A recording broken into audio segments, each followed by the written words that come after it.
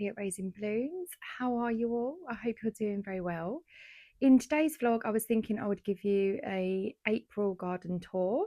The last tour I done was a winter garden tour. I'm thinking I might start doing them monthly, as there's just so many changes that happen in the garden every month, and it does tend to look different all the time.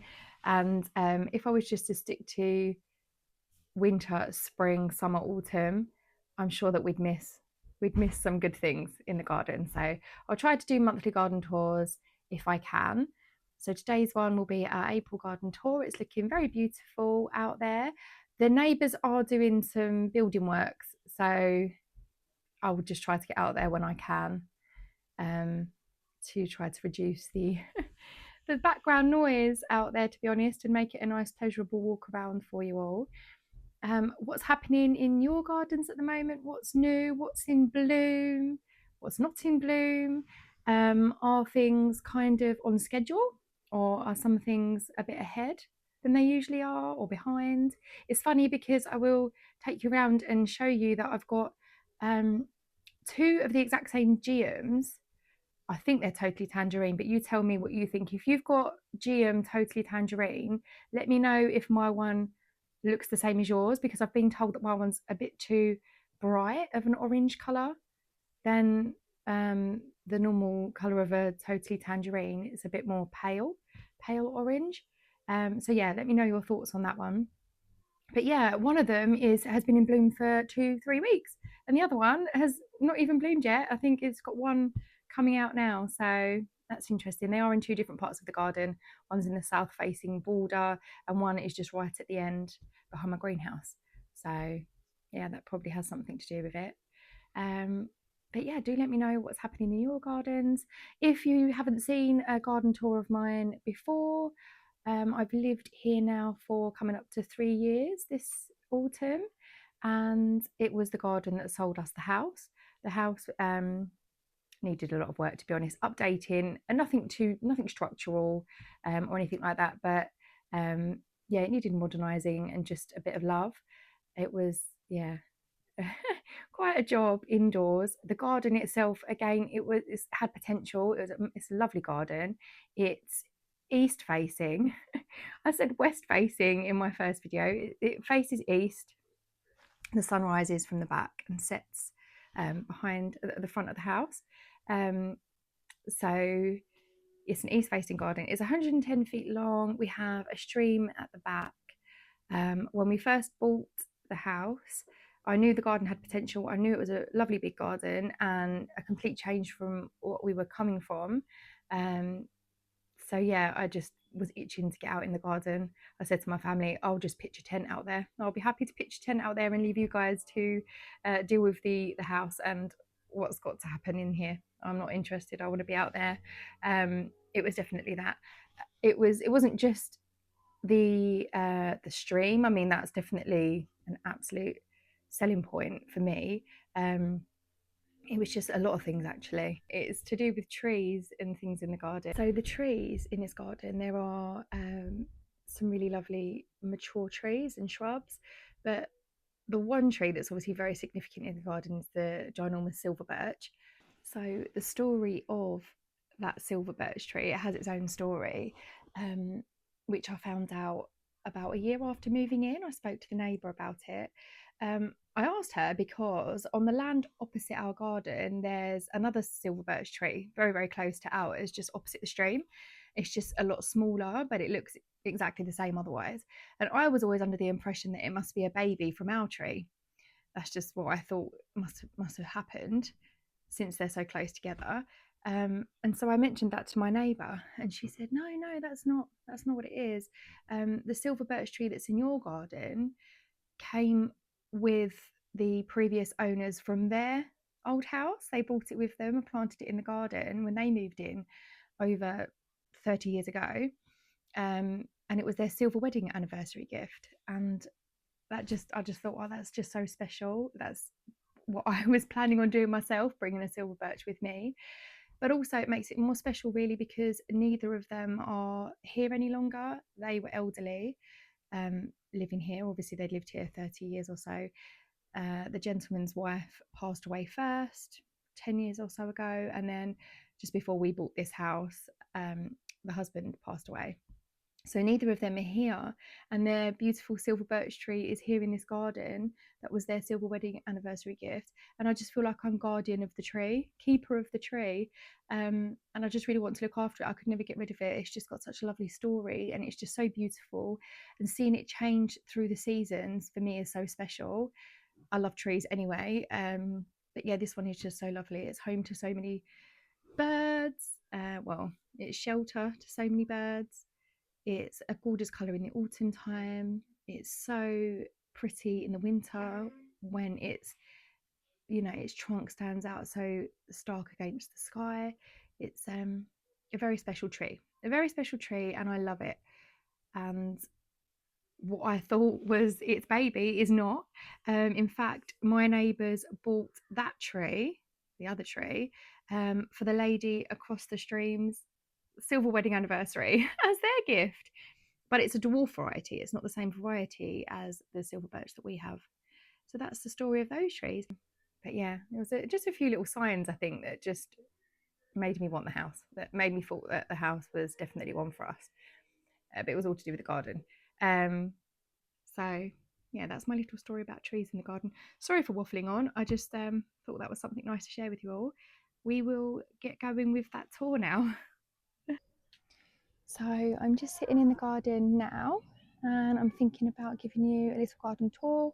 It is about 5 p.m, so it's a little bit shady. I would have preferred to have done it when the sun was out and it was nice and sunny, and we have had beautiful sunny days, but my neighbour's having some work done, and so there's a lot of drilling and banging, so it just wasn't really the vibe to be out here showing you what's going on. But it is looking really beautiful, and I just want to give you a little walk around really and show you everything that's in bloom.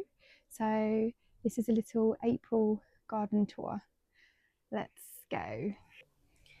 I'll start you off at the back door as usual. As you can see, it's in quite a bit of shade now that we're later on in the afternoon. If I bring you just down here, I'll show you those tulips that were late to go in, and they're looking alright actually. I mean, one of them's over with now, but pretty colours, aren't they? And they are okay. They're not looking too bad, are they, considering I didn't think that they were going to bloom so well. If I pan you around over here to this bed, we have the Honesty, lots of it, and I can't remember the name of this little shrub. It smells beautiful. I'll insert it. And this is my evergreen clematis armandii. It's already flowered and putting on lots of lovely green growth now. I'll bring you down to the back door. I have two of these plants bordering the back door, and originally I had hydrangeas in these pots and they didn't do very well. They were getting scorched by the morning sun, and yeah, they were not happy. So I moved those and I replaced them with these skimmias. Obviously they're evergreen and they flower and they smell really fragrant, and I thought they'd be a lovely bit of interest by the back door. But again, they don't look happy either. If you look closely, there's marks on the leaves, those yellowing, and the blooms just seem to have dried out. I don't know if that's normal. We have had some rain. I don't know if during the bit of the dry period they could have possibly dried out. Perhaps it's stress. Do any of you grow skimmias in your garden, and how are yours looking at the moment? Is this just it coming to its natural end of its bloom? But what are those patches on the leaves? If I show you this other side here, it's the same thing, but this one doesn't have the patches on the leaves. So, and it has actually got some new growth, which I don't think the other one has. No, it's very strange.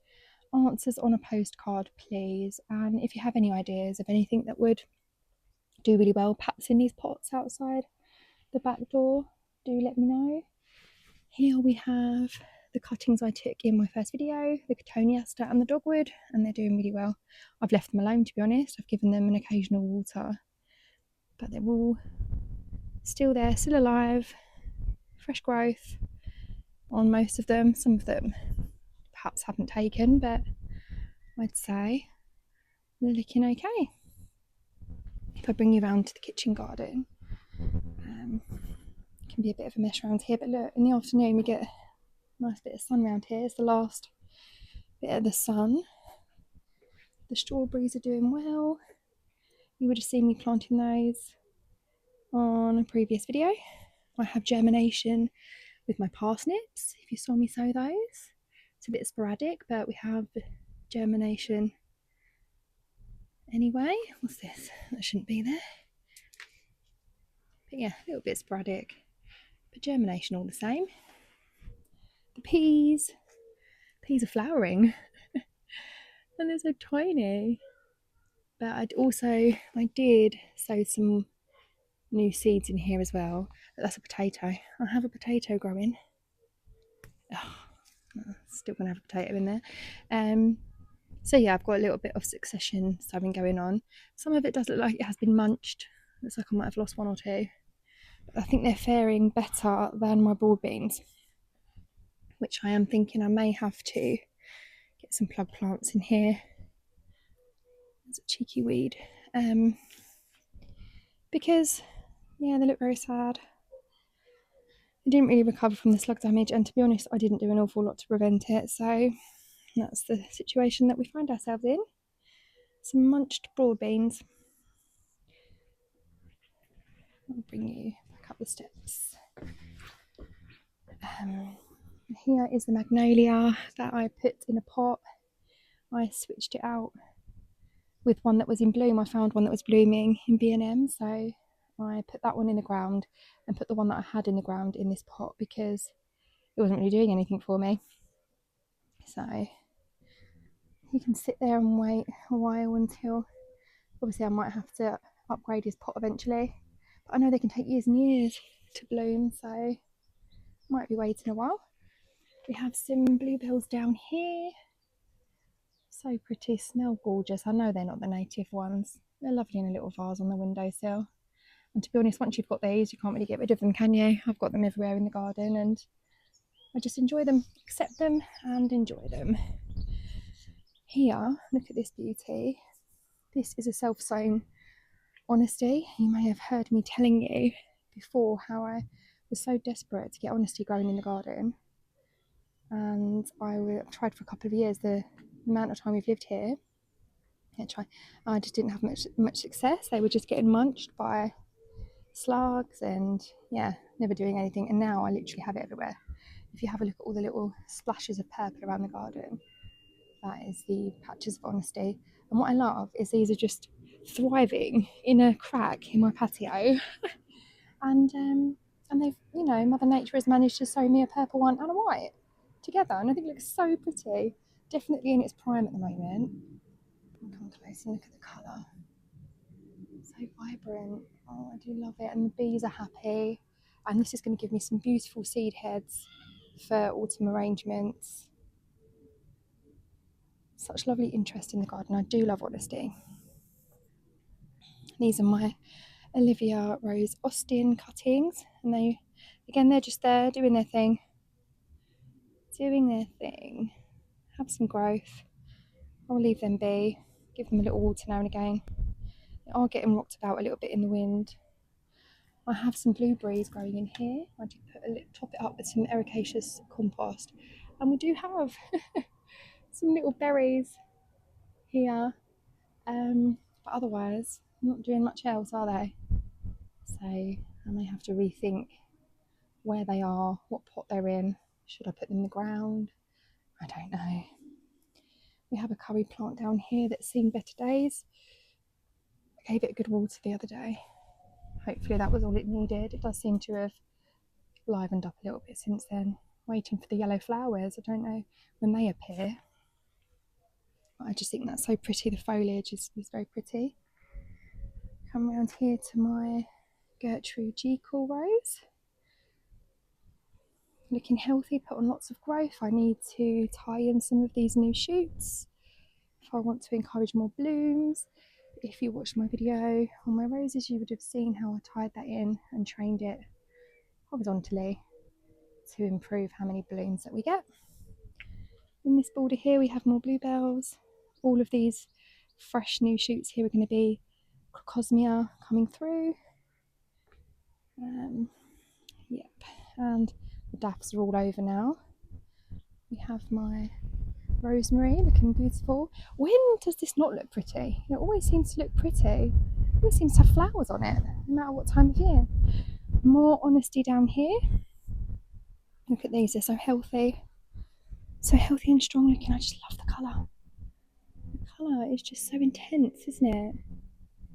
I just feel so lucky to have so much of this in the garden at the moment.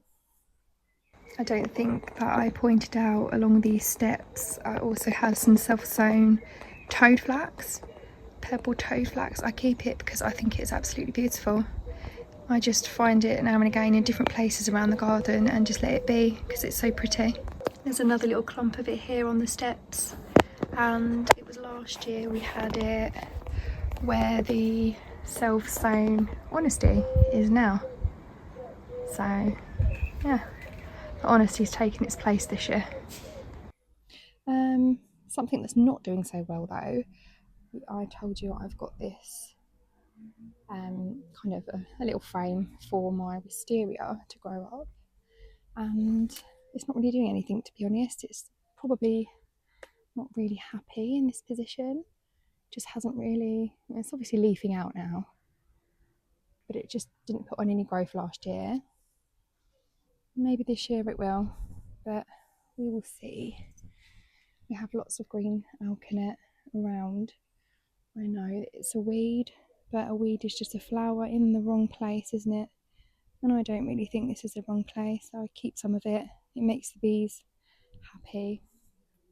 Here is my Queen Elizabeth rose, looking very, very tall. What is that? That's at least 4 foot tall, isn't it? And this is the rose that I've chosen to put at the front of the garden, in my front garden, sorry, for a rose hedge. I'm hoping they'll get that tall as well. It'll look lovely. I've got 10 of them out there. Here's my other rose looking very happy. This is my Chandos Beauty. Got lavender down here, looking happy as well. What have I got growing in between that though? Yeah, these periwinkles, they just get everywhere. My native hedge is looking lovely. This is some dogwood and some birch. The birch is getting really tall and leafing out very nicely. I've got some red robins tucked away down the bottom. They're probably not getting enough light down there, but they're growing away anyway. Tucked in and among the dogwood, I also have a purple birch that I have planted in this bed. It's a slow grower. It's probably fighting with a lot of competition in this position as well, to be honest. I've got some forget-me-nots blooming in my dad's memorial pot there. Foxgloves for days. Yeah, they're looking good. And this is some salvias down here that have come back, and my verbena that I chopped down in my last video. Nepeta. Wow, that really has put on some growth. This is when you start noticing how cramped your borders are. Right next to a lavender there. Do you remember I was saying how worried I was that my lilac wouldn't bloom this year because it didn't bloom last year? Well, happy to report that it has some blooms, so that's good news.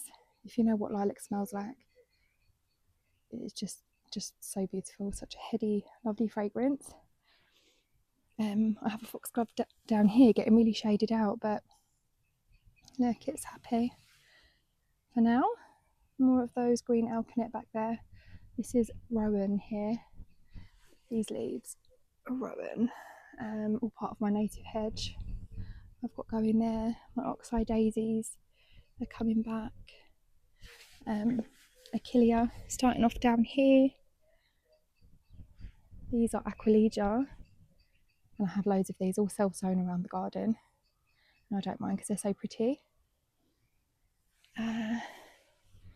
We have more Aquilegia, and I really can't remember what this is, to be honest. I will have to insert it in. We have some Origeron down here coming into bloom. More honesty. Look at that. So pretty. I'll be able to do lots of lovely flower arrangements in the autumn when I've got those lovely dried seed heads. What I love is how this red robin here, I think anyway, really complements the eucalyptus, the two colours, the red and the bluey green. That's getting so tall. That's called a little Louis, that one. So it is a dwarf variety, but it just needs to be kept in check. What else do we have? This is a sea holly coming back down here. These are all my summer snowflakes that have gone over. My purple smoke bush, which I got the idea from my neighbour because I've always admired their one, so I put our own one in. This is my David Austin Rose Bring Me Sunshine. That has really put on some growth. And this is my toffee apple tree, one of two that I have in the garden. The leaves are just so pretty. Let me try and find you. Heart-shaped leaves. Lovely are those. I just love the colour as well. Toffee apple. You can see why it's got that name, and apparently they do smell like toffee apple. I haven't noticed that myself, but that's what they say. I have an allium here coming through, so I've got quite a few of those dotted around. What is this? Look at this, what we have here. Looky, looky. Bindweed. Bindweed that we do not want. So, as and when I see that, I just pull it out. We have this orange geum here, totally tangerine. That has really spread. It has been flowering for a good few weeks. It's lovely. That is so impactful, I think, and well worth, that's what they say, bang for the buck, that is, because it really has expanded and it bloomed for such a long time. If you keep on deadheading, it just brings you more flowers. We have some alliums on the way here, my angel wings. This is my Olivia Rose Austin. Foxglove. That one's getting a bit munched, isn't it? Another one just there. This purpley colour plant at the back down there is an astilbe. There. And a fuchsia. This one's a fuchsia.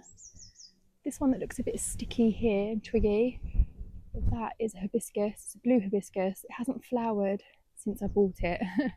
I don't think it likes the position that it's in. It gets a bit too shaded out, but I think I might trim back a little bit of this Japanese spindle. I love this shrub, but yeah, it's quite dense. I have Rosa rugosa lining the back of the fence here as well. Dog rose, is it? And some pussy willow. There's a train going past if you can hear that. Now, I was concerned that my peonies were not coming back this year, but I was wrong, really wrong, because all three of them have survived the winter. This one's taken the longest to appear, but the other two are also there. This one was the first one to show signs of coming back, and then I have this one. So I bought another three. I didn't really need to, did I?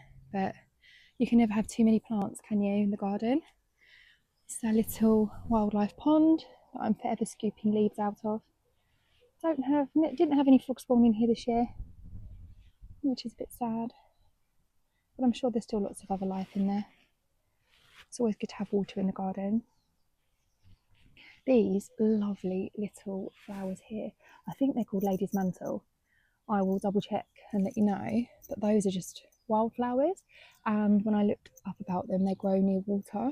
And considering we just put this pond in ourselves, a couple of years ago, I just love how nature has found its way and planted itself here, because they grow by water. They found the water and sown themselves here. I just think that's so lovely. Nature is clever. In my little seating area, another train's going by. I mosaic this table.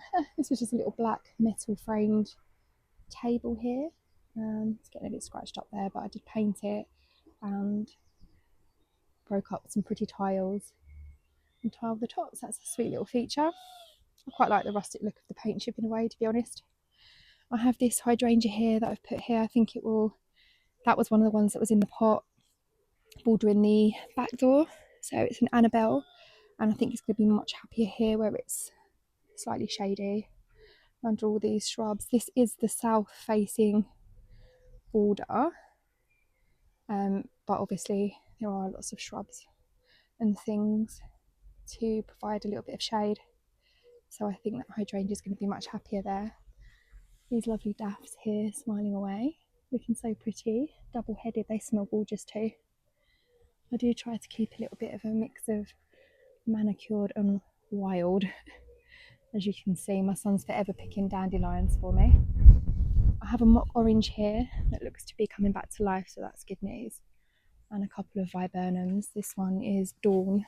Dawn is a very fragrant variety. We have the speckled, is it speckled? A speckled laurel here. And my Cotoneaster, which is, I love this, it's so nice in arrangements, and it provides lots of berries for the birds.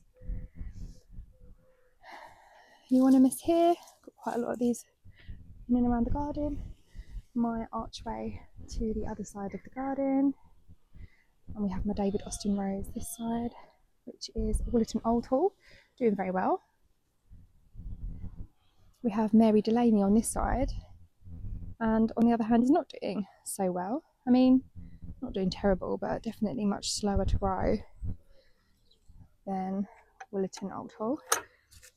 Come through here and we have, I've got a duck in the stream, I've just scared the duck. I don't want to scare the ducks, but I'll walk you over quietly. I don't want to scare them away.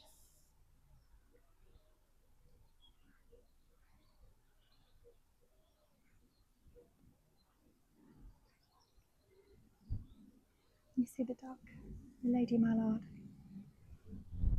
I imagine she's got her friends there with her. We've been feeding them sweet corn. Aww. No, it seems quite quiet. Where's their other half? Nowhere to be seen. Oh, there he is. Oh, they're just so lovely, aren't they? Haven't seen those babies again yet. They're going to be much bigger by now. We'll leave the duckies to it for a moment. I'll bring you back to this bed here. This is my border at this end of the garden, and I generally use it for cut flowers. As you can see, it's full of honesty as well, which I love. Oh, and these beautiful stocks that, again, these have been blooming their socks off for so long now, and they smell beautiful. They just keep coming and coming. They just cut and come again, aren't they? So I do need to give them a bit of a deadhead. I don't want to lose the flowering from them. I mean, they do look a bit untidy, the stems, but the blooms are beautiful. Lovely to have in a vase at home. And this rose has done absolutely amazing. I only just put this in not long ago, bare root. It is timeless purple, if you remember me talking about that in a previous video. We have this little sink pond here, another wildlife pond full of duckweed. Should clear that out.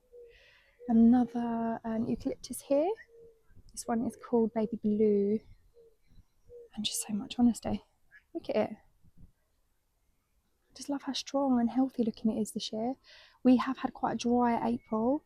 Typical, isn't it? We had such a wet and soggy winter, and then the minute the growing season kicks off, we don't have any rain. I think we've had quite a dry couple of weeks. All my laurels at the back here that I put in. Eventually these will provide a nice screen along this fence, but you know what it's like, they're slow to grow to start with. They say the first year they sleep, second year they creep, the third year they leap, don't they? That's how the saying goes. Lots more honesty seedlings dotted around. We've got oxeye daisies coming through. Loads of honesty seedlings, which of course I love. Imagine the display that's going to give me next year. And look, I can give you a great example of how training a rose horizontally gives off all these new side shoots. I told you about it in one of my videos. This is how to train a climbing rose on horizontal stems. And this is why, because it gives you lots of new side shoots and more blooms. Here we have some rose campion. It's a beautiful pink flower. I'm looking forward to that coming back. And I have my Californian lilac here, which will look so pretty when that's in bloom as well. That's an evergreen. And I do love that. Inside the greenhouse, actually, before we go in there, let me show you my cornflower seedlings. How cute! Oh, they're going to bring me so much joy when they're in bloom. You might have seen a video where I gave the greenhouse, a nice clean and tidy. Got all my dahlias in here now, doing well. We have seedlings, lots of them. We have cosmos and snapdragons, sweet William back here. These need a water. They're my sweet corns. I have to give those water today. These are my dahlias that I sowed from seed, my pom-pom dahlias. Very happy about that. This one's getting munched though. Look at that. Damn it. Nothing is safe, is it? These are my purple sprouting broccoli here. And we have some courgettes and teasels and sunflowers in here. Again, they need a water. These are nasturtiums here.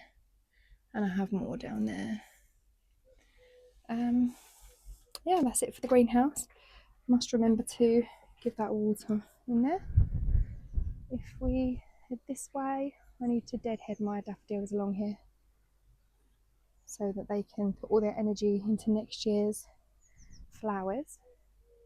The ducks have gone. I'm not scaring them away. I do love my little visitors. In this little bed here, we have some more honesty, my laurels. We do have grapevines growing along this fence as well, so they'll soon take over the place. This was the little magnolia that I put in, which I switched out with one that wasn't flowering. I also have some perennial sunflowers that are gonna come back here soon. More bluebells, another GM. Again, this is totally tangerine. Tell me though, are your totally tangerine GMs, how funny that this one's so behind? This one's only just started to flower. But also someone told me that their totally tangerine GM is not this orange. If you have that variety, is your one this orange or is it paler? Perhaps I don't have totally tangerine like I thought. But here is my little asparagus bed here. This shouldn't be like that. Yeah, this is my asparagus bed. And we have one coming back just there. Hopefully this sleeper being there hasn't killed off the others, but we do definitely have a bindweed there. Look, I'm going to have to deal with. This won't be ready for harvesting this year. I think I've got another year before I can do that. I think I've even got honesty seedlings there, look. Once you've got them, it's true. They're everywhere. I'm not complaining, I love them. The forsythia has gone over now. That's it. It's had its time and it was beautiful when it was here. We freshly mulched all of this the other day. Of course, the birds have been back. We have a fig tree here, which I honestly had the most juiciest fig from last year. Beautiful. This tiny little apple tree that I put in is blossoming, smelling very fragrant.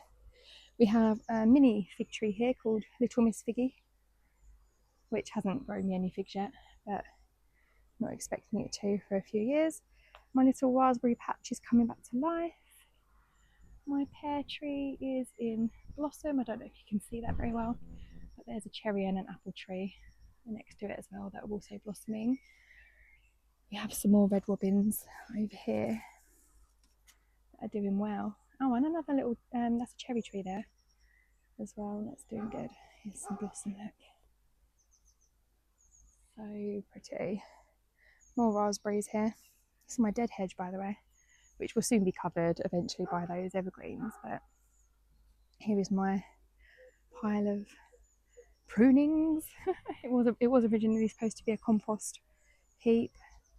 You always have to have a messy end of the garden, hey? This is my little wildlife area. Oh, a pile of bracken. Back through the gate we go. I don't think I mentioned, or I did, but not in this clip, that when I'm cutting the grass back here, I'm going to leave it as a bit of a meadow. So that will be interesting to see how that turns out. I'm just going to have some mowed paths down here and then just have the seating area down the back short. Here's a lovely birch in leaf as well. Looking gorgeous. Up the garden path. I'll take you to my new border, the shady border. And things are also doing well in here. We have the heucheras down here looking very pretty. The forget-me-nots. The tulips have had their day. I'll insert a picture of how they looked when they were in their prime a couple of weeks ago. We have this rose. This is, I think it's Coco Loco, this one. My ferns, look at these, so lovely. Their new little leaves unfurling. How delicate and beautiful are those? We have some alliums that are just starting.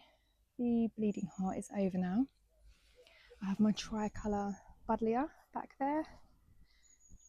The euphorbia orphenii just down there at the back, doing very well since I put it in. There's a new peony coming up just there that I put in recently too. The grasses have all been chopped down as well. A couple of foxgloves. Black lace elder just there. And it looks to be another honesty seedling tucked behind there as well. Brunnera here. That's the Brunnera. Another rose. That's the one I brought with me from my old house. Beautiful pink rose. Don't know the variety, but I'm glad that it's doing well. This is my limelight hydrangea, putting on some lovely leaf. And a little mop head hydrangea that I bought in B&M, little blue one I've put there. Don't know if it will be blue, all depends on the soil, doesn't it? Here is a little Acer, Orange Dream, just here, looking healthy too. Fatsia over there, putting on some new leaves. Another fern down here, and a hosta. Lots and lots of three-cornered lake everywhere in this garden as well. Please tell me if you guys have any of that in your garden. We have it everywhere, just the same as we have the bindweed. We have that. Don't know if you remember that I took some cuttings when I cut back my verbena. I planted them here because they were sitting in their glass jars and actually starting to flower. And they had good roots on them, so I've put them in the ground to see how they will fare. They may take, they may not, we'll see. And I think, yeah, this is a Brunnera Jack Frost here. Can you see the speckling on the leaves? And here is my ornamental cherry tree, but I do not understand why. If I step back, you'll see only part of it is blossoming. If you know the answer to that, please let me know. Is that how it goes? Is it blossoming there and then more blossom will appear, or is that the only blossom we're going to get? Is it because it's not happy there? Too shady? I don't know. It's not that it doesn't get sunlight at all. Yeah, head scratcher. I suppose I'll have to see how that goes next year as well. We have another Acer just here. Skeeter broom, that one's called. My elephant's ears are over with, but they were so pretty when they were in bloom, and they're so fragrant. To keep them or not, I don't know if they're beneficial to wildlife. They're sort of tucked out the way there, so I'm not really worried. I know that they're very poisonous to humans, but then a lot of plants are. I've got a big yew in the garden, and you know, lots of things are poisonous, aren't they? So I'm not that worried about that. It's just, yeah, are they very invasive? Will I just get them everywhere now? I'm not too sure. And have a look at the Albrecia, the sea of blue that I was telling you about. Absolutely stunning. I added some more to this earlier, this last month maybe. This little bed here is also very pretty. Again, it's got honesty and lots of forget-me-nots that were kindly gifted to me and now in bloom and looking stunning. This is my timeless charisma rose. My toffee apple, another toffee apple tree. We have some nigella coming out down there, and some Achillea. And this is a rose that I moved from the border over on the other side. This was a rose that was already here. It's a little yellow rose. It's not my favourite, to be honest, but I love roses and wanted to try to save it, so I've moved it just here.